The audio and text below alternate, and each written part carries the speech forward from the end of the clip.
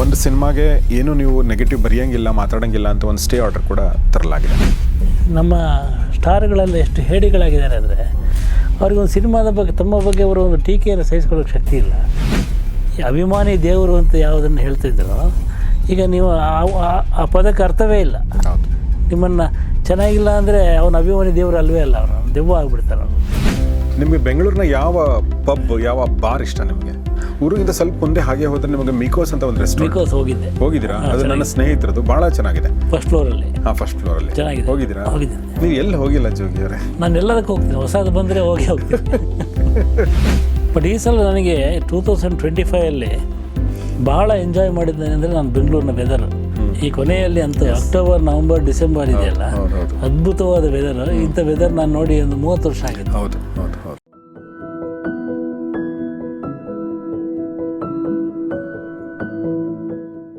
2026 ನಿಮ್ದು ಏನಾದರೂ ರೆಸೊಲ್ಯೂಷನ್ ಅಂತ ಏನಾದರೂ ಇದೆಯಾ ಜೋಗಿ ಅವರು? ಸಾಮಾನ್ಯವಾಗಿ ರೆಸೊಲ್ಯೂಷನ್ ಏನು ಮಾಡ್ತೀನಿ ಅಂದರೆ, if I want to break something ಅದ್ರ ರೆಸೊಲ್ಯೂಷನ್ ಮಾಡಿಬಿಡ್ತೀನಿ. ಓಕೆ. ಅಂದರೆ 26 ಈ ವರ್ಷ ನಾನು 9 ಗಂಟೆಗೆ ಮಲ್ಕೊಂಡ್ಬಿಡ್ತೀನಿ.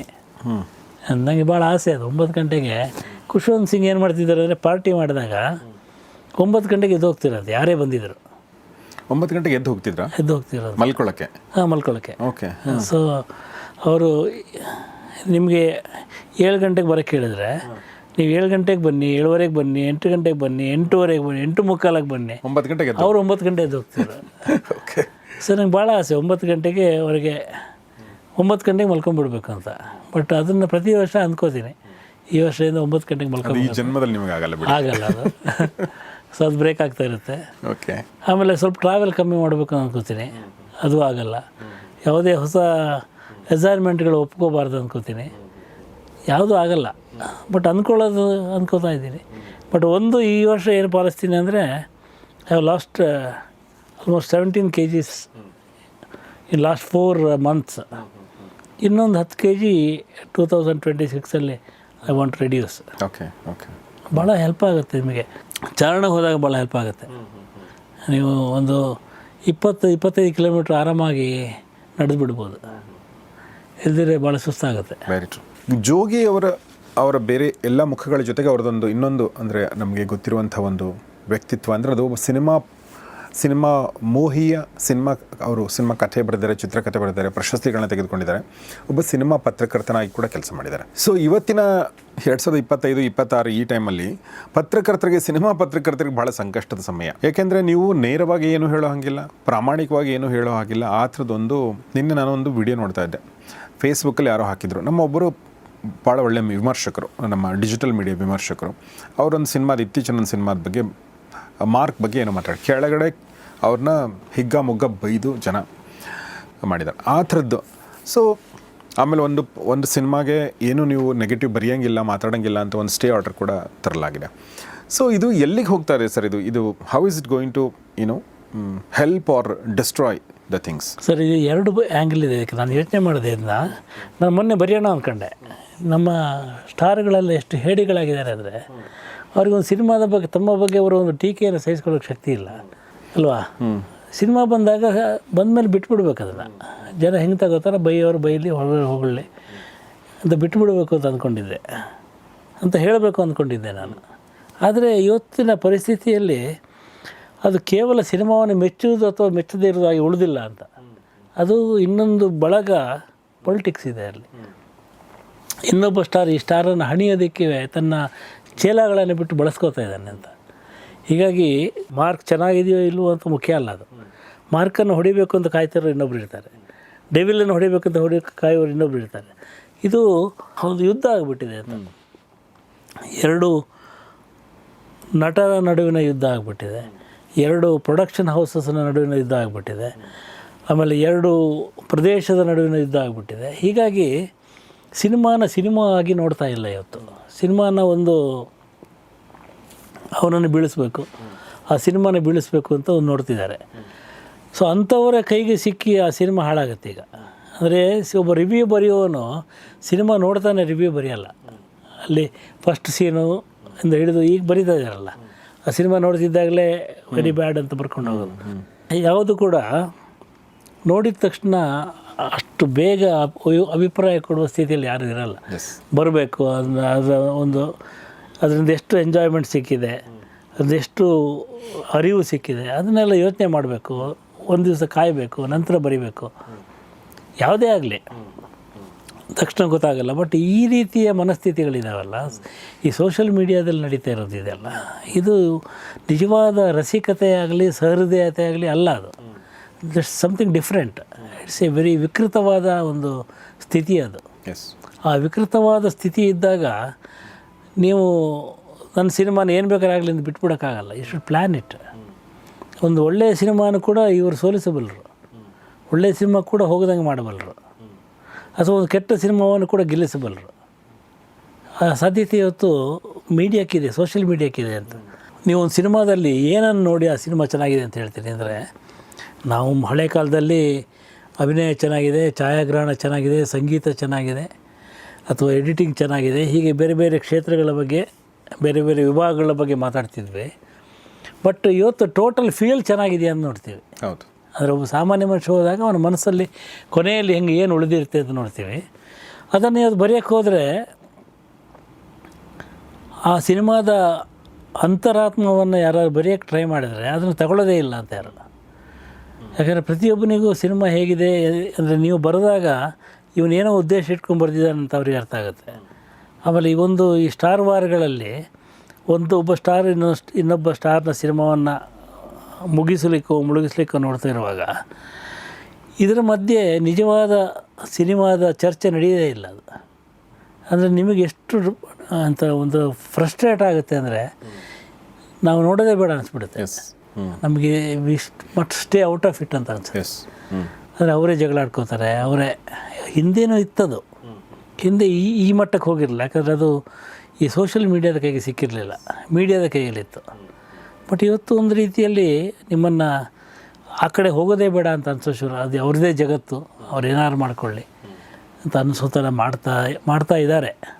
ಒಂದು ಒಳ್ಳೆ ಸಿನಿಮಾ ಅಂದರೆ ಒಂದು ಒಳ್ಳೆಯ ಮತ್ತು ಹಿಟ್ಟಾಗಲು ಇರುವಂಥ ಪೊಟೆನ್ಷಿಯಲ್ ಇರುವಂಥ ಒಂದು ಸಿನಿಮಾ. ಫಾರ್ ಎಕ್ಸಾಂಪಲ್ ಉದಾಹರಣೆಗೆ ತಗೋತಾ ಇರೋದು, ಅದರಲ್ಲಿ ಯಾರು ಸ್ಟಾರ್ಗಳಿಲ್ಲ, ರಾಜ್ ಬಿ ಶೆಟ್ಟಿ ಅವರಿದ್ದರು, ಅದು ಆಮೇಲೆ ಗೊತ್ತಾಗಿದ್ದು. ಈಗ ಆ ಸಿನಿಮಾನ ಅಂದರೆ ಅದಕ್ಕೆ ಯಾರು ವಿರೋಧಿಗಳು ಇರಲಿಲ್ಲ ಅಂತ ಅನ್ಕೊಳ್ಳೋಣ. ಬಟ್ ನೀವು ಅಂದರೆ ನಾನು ಹೇಳಿದ್ದು, ಒಂದು ಒಳ್ಳೆ ಸಿನಿಮಾ, ಒಂದು ಹಿಟ್ ಆಗುವಂಥ ಪೊಟೆನ್ಷಿಯಲ್ ಇರುವ ಸಿನಿಮಾನ ಯಾರಿಗೆ ಆ ಒಂದು ಸಿನಿಮಾನ ಮುಳುಗ್ಸೋಕ್ಕೆ ಶಕ್ತಿ ಇದೆ ಅಂತ, ಅದು ಸಾಧ್ಯ ಆಗುತ್ತಾ ಅಂತ. ಅಂದರೆ ಒಂದು ಸಣ್ಣ ಇಂಪ್ಯಾಕ್ಟ್ ಆಗ್ಬೋದು. ಈಗ ಫಾರ್ ಎಕ್ಸಾಂಪಲ್ ಧುರಂಧರ್ ಸಿನಿಮಾ 100 ಜನ ಹೇಳಕ್ಕೆ ಶುರು ಮಾಡಿದ್ರು ಅಂದರೆ, ಈಗ ನನಗನ್ಸುತ್ತೆ ಒಳ್ಳೆ ಸಿನಿಮಾನ ನೋಡಿ ಬಂದಮೇಲೆ ನಿಮಗೆ ಹೇಳ್ದಿರೋಕ್ಕಾಗಲ್ಲ, ನೀವು ಹೇಳ್ತೀರಾ ಹೋಗಿ ನೋಡಿ ಅಂತ ಹೇಳಿ. ಜನನೂ ಕೂಡ ಹಾಗೆ ಇದ್ದಾರೆ. ಅಲ್ಲ, ಮುಳುಗಿಸೋದಂದ್ರೆ ಹೆಂಗೆ ಮಾಡ್ತಾರೆ ಅಂದರೆ, ನಾನು ಹೇಳೋದು ಗಲ್ಲಾಪೆಟ್ಟಿಗೆಲ್ಲ ಇರ್ಬೇಕಾದ್ರೆ ಆಗ್ಬೋದು, ಬಟ್ ನಿಮ್ಮ ಮನಸ್ಸಲ್ಲಿ ಮುಳುಗಿಸ್ಬಿಡ್ತಾರೆ ಅಂತ. ನಿಮ್ಗೆ ಆ ಸಿನಿಮಾದ ಬಗ್ಗೆ ಏನೋ ಮಾತಾಡೋಕ್ಕೆ ಮನಸ್ಸು ಇಲ್ದಂಗೆ ಮಾಡಿಬಿಡ್ತಾರೆ ಅಂತ. ಒಂದು ಸಿನಿಮಾ ನಿಮ್ಮ ಮನಸ್ಸಲ್ಲಿ ಉಳಿಯಲ್ಲ ಆಗ. ಈಗ ಇವತ್ತು ಏನು ನಡೀತಾ ಇದೆ 2 ಸಿನಿಮಾದ ಬಗ್ಗೆ ಜಗಳ, ಅದು ನೋಡಿದ್ರು ನಿಮಗೆ ಏನು ಹೇಳಬೇಕಂತ ಗೊತ್ತಾಗಲ್ಲ. ಯಾವಾಗ ನೀವು ನಿಮ್ಮನ್ನು ಏನು ಹೇಳೋದಾಗೆ ಒಂದು ಸಿನಿಮಾ ಮಾಡುತ್ತೋ ಅಲ್ಲಿಗೆ ಆ ಸಿನಿಮಾ ಸೋತಂಗೆ ಅಲ್ವ. ನೀವು ಮಾತಾಡ್ಬೇಕು ತಾನೆ. ಕರೆಕ್ಟ್. ಚೆನ್ನಾಗಿಲ್ಲ ಅಂದರೆ ಹೇಳೋಷ್ಟು ನಿಮಗೆ ಸ್ವಾತಂತ್ರ್ಯ ಉಳಿಸಿರ್ಬೇಕು. ನೀವೇ ಹೇಳ್ದಂಗೆ ರಿವ್ಯೂ ಬರೆದಾಗ ಅಲ್ಲಿ ಕೆಳಗಡೆ ಕೆಟ್ಟ ಮಾತುಗಳಲ್ಲಿ, ಏನೇನು ಆಡಬಾರ್ದ ಮಾತುಗಳಲ್ಲಿ ಬೈತಾ ಹೋದರೆ ಆಮೇಲೆ ಎಲ್ಲರೂ ಅವ್ರ ವಿರುದ್ಧ ಕೇಸ್ ಹಾಕೋಕ್ಕಾಗಲ್ಲ ತಂದು.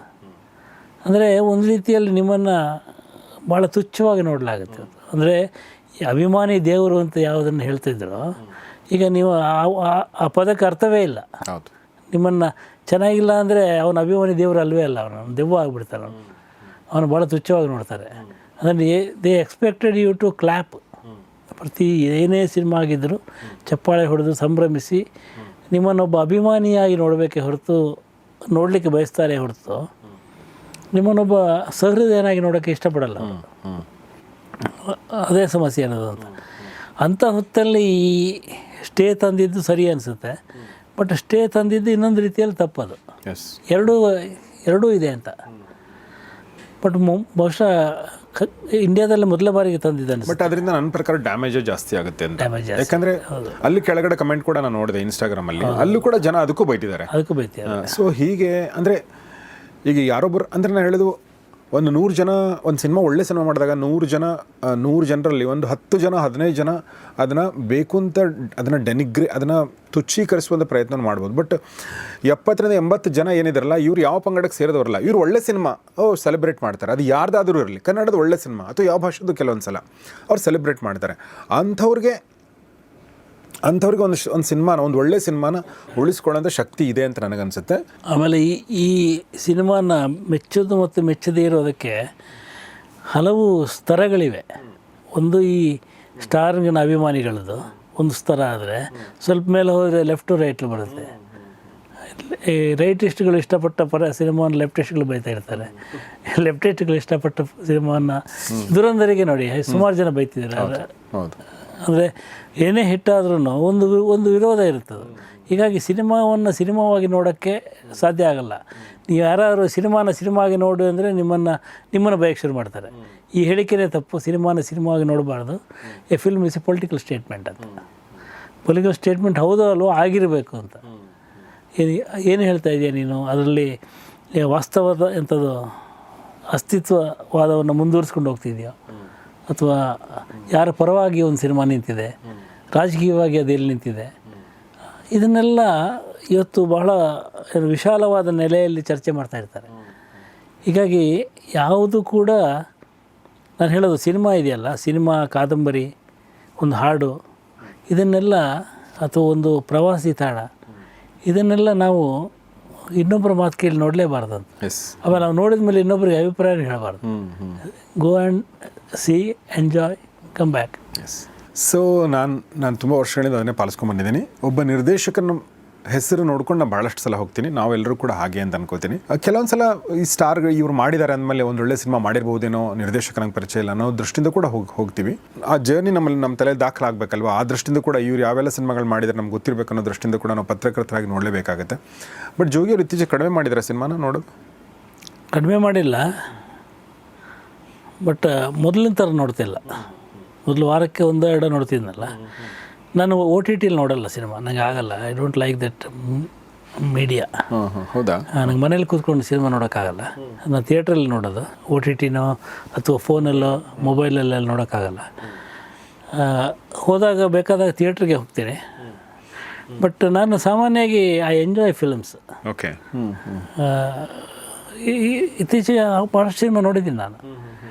ಈಗ ಬಂದಿರೋದು 1-2 ನೋಡಿಲ್ಲ ಅಂತ ಬಿಟ್ಟರೆ, ಯಾರ್ದು ರಜನಿ ಕೊನೆಯ ಸಿನಿಮಾ ಬಂತಲ್ಲ, ಕೂಲಿ, ಅಲ್ಲಿ ತನಕ ನೋಡಿದ್ದೀನಿ. ಓಕೆ. ಆಮೇಲೆ ಮೋಹನ್ ಲಾಲ್ದು ನೋಡಿದ್ದೀನಿ ಎಲ್ಲ. ಮಲಯಾಳಂ ಸಿನಿಮಾಗಳು ಹೊಸದಾಗಿ ಬಂದಾಗ ನೋಡ್ತೀನಿ. ಥಿಯೇಟ್ರಿಗೆ ಹೋಗಿ ನೋಡ್ತೀರಾ? ಥಿಯೇಟ್ರಿಗೆ ಹೋಗಿ ನೋಡ್ತೀನಿ. ಓಕೆ. ಥಿಯೇಟ್ರಿಗೆ ಹೋಗ್ತೀನಿ ನಾನು. ಸೊ ಅಲ್ಲೇ ಹೋದ್ರೇ ಮಜಾ ಇರೋದು. ಎಸ್, ನಿಜ. I completely agree with you.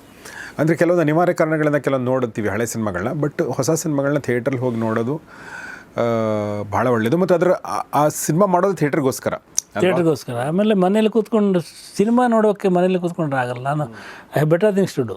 ಮನೇಲಿ ಕೂತಾಗ ಅದೇನಾಗಿರುತ್ತೆ ಅಂದರೆ, ಭಾಳ ಯಾರ್ದು ಫೋನ್ ಬಂದಿರುತ್ತೆ, ಯಾರು ಮನೆಗೆ ಬರ್ತಾರೆ, ಭಾಳ 10 ಇಂಟರ್ವಲ್ ಆಗುತ್ತೆ ಸಿನಿಮಾಕ್ಕೆ. ಹೌದು. ಕೆಲವೊಂದು ಸಲ 10 ದಿನ ಕೂಡ ನೋಡ್ತೀವಿ ಸಿನಿಮಾಗಳನ್ನ.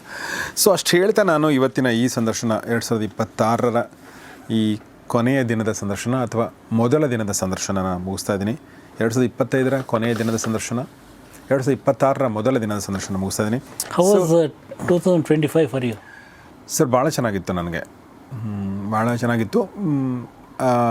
ಅಗೇನ್ 2026 ಇನ್ನೂ ಚೆನ್ನಾಗಿರುತ್ತೆ ಅಂತ ಅಂದ್ಕೊಂಡಿದ್ದೀನಿ. ಮತ್ತು ಈ ಜರ್ನಿ ನಮ್ಮ ಈ ಗೌರಿಶಕ್ತಿ ಸ್ಟುಡಿಯೋ, ಕ್ಯೂ ಪ್ರಚಾರ, digital marketing, alma media school, ಈ ಜರ್ನಿ ಇದೆಯಲ್ಲ, ಇದು ಒಂಥರ ಬೇರೆ ಥರ ಜರ್ನಿ. ಇಷ್ಟು ವರ್ಷಗಳ ಕಾಲ ನಾನು ಒಂದು ಗ್ರೂಪಲ್ಲಿ ಅಂದರೆ ಒಂದು ಮಧ್ಯಮ ಸ್ತರದಲ್ಲಿ ಇದ್ಕೊಂಡು, ನನಗೆ ಹೇಳೋರಿದ್ರು, ನಾನು ಕೇಳೋರಿದ್ರು, ಅದ್ರ ಮಧ್ಯದಲ್ಲಿ ಇದ್ಕೊಂಡು ನಾನು ಕೆಲಸ ಮಾಡ್ತಿದ್ದೆ. ಬಟ್ ಇಲ್ಲಿ ನಾನೇ ಹೇಳೋನಾಗಿರೋದ್ರಿಂದ ನನ್ನ ಮೇಲೆ ರೆಸ್ಪಾನ್ಸಿಬಿಲಿಟಿ ಜಾಸ್ತಿ ಇದೆ. ಮತ್ತು ನನ್ನ ಸ್ವಂತ ಒಂದು ಇದಾಗಿರೋದ್ರಿಂದ, ಉದ್ಯಮ ಅಂತ ಕರೆಯೋದಾದರೆ ಅದಾಗಿರೋದ್ರಿಂದ, ಬಟ್ ನನ್ನ ಪ್ರತಿ ದಿನಗಳನ್ನೂ ನಾನು ಎಂಜಾಯ್ ಮಾಡ್ತಾಯಿದ್ದೀನಿ, ಖುಷಿ ಆಗ್ತಾಯಿದೆ. ಬಟ್ ಏನಂದರೆ ಒಂದೇ ನಿಮಗೆ ಇರೋವಂಥ ಒಂದು ಶಕ್ತಿ ನನಗಿಲ್ಲ. ಅಷ್ಟು ನೀವು ಕೆಲಸ ಮಾಡ್ತೀರಾ. ನಾವು ಅಂದ್ಕೊಂಡಿರೋದ್ರಲ್ಲಿ ಒಂದು 50% 60% ಅಷ್ಟೇ ಮಾಡೋಕ್ಕಾಗುತ್ತೆ. ಬಟ್ ನೀವು 100 ಅಂದ್ಕೊಂಡು ಬಹುಶಃ 150 ಮಾಡ್ತೀರಾ ಅನ್ಸುತ್ತೆ ನೀವು. ಆಲ್ಮೋಸ್ಟ್ ಅಂದ್ಕೊಂಡಿದ್ದೆಲ್ಲ ಮಾಡ್ತೀರಿ. ಬಟ್ ಈ ಸಲ ನನಗೆ 2025ಅಲ್ಲಿ ಭಾಳ ಎಂಜಾಯ್ ಮಾಡಿದ್ದೇನೆ ಅಂದರೆ ನಾನು ಬೆಂಗಳೂರಿನ ವೆದರ್. ಈ ಕೊನೆಯಲ್ಲಿ ಅಂತೂ ಅಕ್ಟೋಬರ್, ನವಂಬರ್, ಡಿಸೆಂಬರ್ ಇದೆಯಲ್ಲ, ಅದ್ಭುತವಾದ ವೆದರ್. ಇಂಥ ವೆದರ್ ನಾನು ನೋಡಿ ಒಂದು 30 ವರ್ಷ ಆಗಿತ್ತು. ಯಾವಾಗಲೂ ಸೆಕೆ ಇರೋದು, ಧಗೆ ಇರೋದು. ಬಟ್ ಇವತ್ತು ಇದೊಂಥರ ನಿಜವಾದ ಸ್ವಿಟ್ಜರ್ಲ್ಯಾಂಡ್ ಥರ ಇದೆ. ಎಸ್, ನಿಜವಾದ ಬೆಂಗಳೂರು 2020 ಇಸ್ವಿನಲ್ಲಿ ಬಂದಾಗ ಇದೇ ಥರ ಬೆಂಗಳೂರು ಹೀಗೆ ಇತ್ತು ನಮ್ಮ ಆರಂಭದಲ್ಲಿ ಇತ್ತಲ್ಲ. ಸೊ ಅದೇ ಥರ ಆಗಿಬಿಟ್ಟಿದೆ. ಗಾಳಿನೂ ಚೆನ್ನಾಗಿದೆ. ಸೊ ಹೀಗಾಗಿ ಇನ್ನೊಂದು ತಿಂಗಳಲ್ಲಿ ಎಲ್ಲ ಹೂಗಳು ಅರಳಿಬಿಡ್ತವೆ. ಸೊ ಬಹುಶಃ ದ ಬೆಸ್ಟ್ ಟೈಮ್ ಆಫ್ ಬೆಂಗಳೂರನ್ನ ನಾವು ಇನ್ನೊಂದು 3 ತಿಂಗಳು ನೋಡ್ತೀವಿ ಅನಿಸುತ್ತೆ. ಎಸ್ ಸರ್, ಕೊನೆಯದಾಗಿ ನಿಮಗೆ ಬೆಂಗಳೂರಿನ ಯಾವ ಪಬ್, ಯಾವ ಬಾರ್ ಇಷ್ಟ ನಿಮಗೆ? ನನಗೆ ಈಗ ಮೊದಲೇನಿತ್ತಂದರೆ, ಮೊದಲು ನಾವು ಬಾರ್ ಆ್ಯಂಡ್ ರೆಸ್ಟೋರೆಂಟ್ಗೆ ಹೋಗ್ತಿದ್ವಿ. ಓಕೆ. ಈಗ ಬ್ರೀವರೀಸ್ಗೆ ಹೋಗ್ತೀವಿ. ಆ ಬ್ರೀವರೀಸ್ ಭಾಳ ಆರ್ಟಿಸ್ಟಿಕ್ಕಾಗಿ ಮಾಡಿರ್ತಾರೆ. ಇತ್ತೀಚೆಗೆ ನನ್ನ ಸ್ನೇಹಿತರು ಒಂದು ಇಂಟ್ರೊಡ್ಯೂಸ್ ಮಾಡಿಕೊಟ್ರು. ನಾಗರಬಾವಿಲಿ ಸುಖ ಅಂತ ಒಂದಿದೆ. ಓಕೆ. ಹೊಸದಾಗಿದೆ. ಅದು ಭಾಳ ಚೆನ್ನಾಗಿದೆ. ಅದು ಬಿಟ್ಟರೆ ನಮ್ಮ ರಾಘವೇಂದ್ರ ಕಂಚನವ್ರದ್ದೊಂದು ಹೋಟ್ಲಿದೆ, ಸಿಂಧೂರ ಅಂತ, ಸಿಂಧೂರ ಗಾರ್ಡನಿಯಾ ಅಂತ.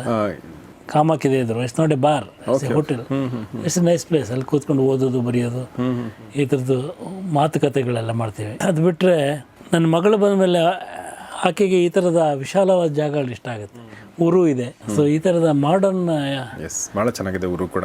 ಹೌದು, ಈ ಥರ ಜಾಗಗಳು ಇರ್ತಾವಲ್ಲ, ಅಲ್ಲಿ ನಾವು ಹೋಗಿ ಒಂದಷ್ಟು ಹೊತ್ತು ಮಾತಾಡ್ತಾ ಒಂದಷ್ಟು ಚರ್ಚೆಗಳನ್ನ ಮಾಡ್ತಾ ಇರ್ಬೋದು ಸ್ನೇಹಿತರೆಲ್ಲ ಸೇರಿದಾಗ. ಎಸ್, ಊರಿಗಿಂತ ಸ್ವಲ್ಪ ಮುಂದೆ ಹಾಗೆ ಹೋದ್ರೆ ನಿಮಗೆ ಮಿಕೋಸ್ ಅಂತ ಒಂದು ರೆಸ್ಟೋರೆಂಟ್. ಮಿಕೋಸ್ ಹೋಗಿದ್ದೀರಾ? ಅದು ನನ್ನ ಸ್ನೇಹಿತರದು, ಭಾಳ ಚೆನ್ನಾಗಿದೆ. ಫಸ್ಟ್ ಫ್ಲೋರಲ್ಲಿ. ಹಾಂ, ಫಸ್ಟ್ ಫ್ಲೋರಲ್ಲಿ ಚೆನ್ನಾಗಿದೆ. ಹೋಗಿದ್ದೀರಾ? ಹೋಗಿದ್ದೀನಿ. ನೀವು ಎಲ್ಲಿ ಹೋಗಿಲ್ಲ ಜೋಗಿ ಅವರೇ? ನಾನು ಎಲ್ಲದಕ್ಕೂ ಹೋಗ್ತೀನಿ. ಹೊಸದು ಬಂದರೆ ಹೋಗ್ತೀನಿ. ಇನ್ನೊಂದು ದೂರ ಇದೆ, ಬಟ್ ನೀವು ಅಲ್ಲೂ ಹೋಗಿ ಒಂದ್ಸಲ. ಸರ್ಜಾಪುರ ರೋಡಲ್ಲಿ ಗ್ಲಾಡಿ ಅಂತ ಒಂದು ರೆಸ್ಟೋರೆಂಟ್ ಇದೆ. ಓಕೆ, ಅದು ನನ್ನ ಸ್ನೇಹಿತರದೆ. ಬಟ್ ಎಷ್ಟು ಚೆನ್ನಾಗಿ ಮಾಡಿದ್ದಾರೆ ಅಂದರೆ, ಅದು ಈ ರೋಮ್ನ ಸಂಸ್ಕೃತಿಯನ್ನು ಬಿಂಬಿಸುವಂಥ ಒಂದು ವಾಸ್ತುಶಿಲ್ಪನ ತೊಗೊಂಡಿದ್ದಾರೆ. ಈ ಗ್ಲಾಡಿಯೇಟರ್ ಅಂತ ಏನಂತೀವಿ, ಮತ್ತು ಆ ಒಂದು ರೋಮಲ್ಲಿರುವಂಥ ಒಂದು ಅರ್ಧ ಬಿದ್ದು ಹೋಗಿರುವ ಒಂದು ಅರ್ಧ ಬಿದ್ದು ಹೋಗಿರೋ ಒಂದು ಕಟ್ಟಡ ಇದೆಯಲ್ಲ, ಹಾಂ, ಅದನ್ನ ಇಟ್ಕೊಂಡು ಮಾಡಿರುವಂಥದ್ದು ಗ್ಲಾಡಿ ಅಂತ. ಅಲ್ಲೂ ನೀವು ಒಂದ್ಸಲ ಹೋಗಿ. ಸೊ ಇಲ್ಲ, ಜೊತೆಲಿ ಒಂದ್ಸಲ ಹೋಗೋಣ, ನಾನು ನಿಮಗೆ ಕರ್ಕೊಂಡು ಹೋಗ್ತೀನಿ ಒಂದ್ಸಲ.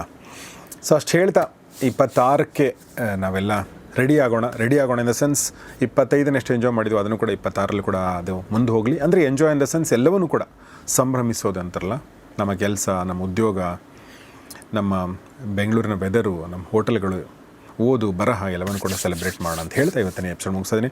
ಸೊ ಗೌರಿಶಕ್ಕೆ ಸ್ಟುಡಿಯೋದೆಲ್ಲ ಸ್ನೇಹಿತರ ಪರವಾಗಿ ಜೋಗಿ ಗಿರೀಶ್ ರಾವ್ ಹತ್ವಾರ್ ಅವರಿಗೆ ಹೊಸ ವರ್ಷದ ಹಾರ್ದಿಕ ಶುಭಾಶಯಗಳು. Thank you very much sir. Thank you sir. Happy new year sir. Happy new year. So ಸ್ನೇಹಿತರೆ, ನಿಮಗೂ ಕೂಡ ಹೊಸ ವರ್ಷದ ಶುಭಾಶಯಗಳು. ಒಳ್ಳೆಯದಾಗಲಿ ಎಲ್ರಿಗೂ ಕೂಡ.